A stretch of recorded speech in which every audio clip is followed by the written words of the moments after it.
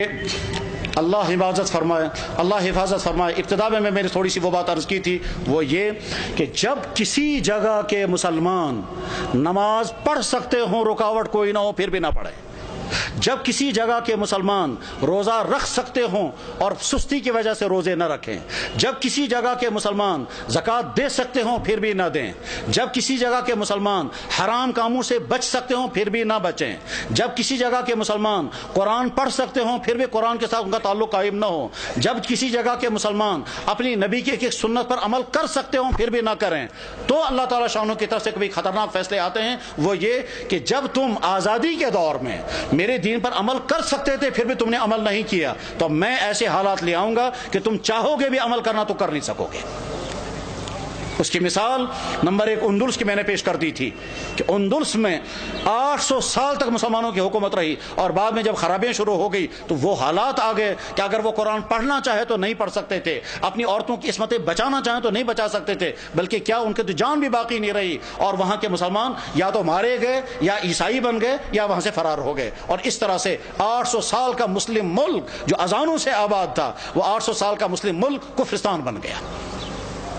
بخارا اور سمرقند یہ وہ علاقہ تھا جہاں امام بخاری، امام مسلم، ابو اللہ سمرقندی جیسا انسان، وہ علاقہ کے جہاں امام صاحب ہدایہ علامہ برہان الدین مرغینانی رحمہ اللہ تعالیٰ جس علاقے میں تھے کہ جس مسجد میں بیٹھ کر کے انہوں نے ہدایہ کتاب لکھی، اور 13 سال لگے کتاب لکھتے ہوئے، اور 13 سال مسلسل انہیں روزہ رکھا، گھر والوں سے کھانا آتا تھا، وہ کھانا رکھ دیتے تھے، جب گھر والے واپس چلے جاتے تھے یہ کھانا کسی غریب کو کھلاتے تھے۔ 13 سال بیٹھ کر کے انہوں نے کتاب ہدایہ نام کی کتاب لکھی تھی جو حدیث اور عقلی علوم کا مجموعہ ہے۔ علامہ انور شاہ صاحب کہا کرتے تھے، فرماتے تھے میں ہر کتاب کا جواب لکھ سکتا ہوں لیکن چند کتابوں کا جواب مجھ سے نہیں لکھا جا سکتا ہے، ان میں سے ایک کتاب ہدایہ بھی ہے۔ جس مسجد میں صاحب ہدایہ نے وہ کتاب لکھی تھی اس مسجد میں شراب کھانا چلتا ہے۔ غرض یہ کہ جب بخارا اور سمرقند جیسے علاقے میں وہ حالات آ گئے کہ وہاں قرآن رکھ نہیں سکتے، کلمہ پڑھ نہیں سکتے، مسجدوں میں تالے لگ گئے، تو اللہ تعالیٰ شانوں کو طاقت ہے، اگر غضبناک ہو جائیں تو ان علاقوں میں بھی یہی حال ہو سکتا ہے جن علاقوں میں مسلمانوں کو موقع ہے وہ اپنے دین پر چلیں۔ میرے بھائیوں، اس غلط فہمی میں مت رہیں کہ ہمارے لیے وہ حالات نہیں آ سکتے ہیں، ہماری پچھلی تاریخ میں ایسے حالات آ چکے ہیں۔ چنانچہ کشمیر کی پچھلی تاریخ میں ایک زمانہ ایسا آیا تھا جب سکھوں کا دور تھا، مسجدوں میں تالے لگے تھے، اور جو نماز پڑھنا چاہتا تھا اس نماز پڑھنا اس کی جسم سے کھال نکالی جاتی تھی سب لوگوں کے سامنے تاکہ باقی لوگ نماز نہ پڑھیں۔ سری نگر کی جامع مسجد میں گھوڑے باندھے گئے تھے،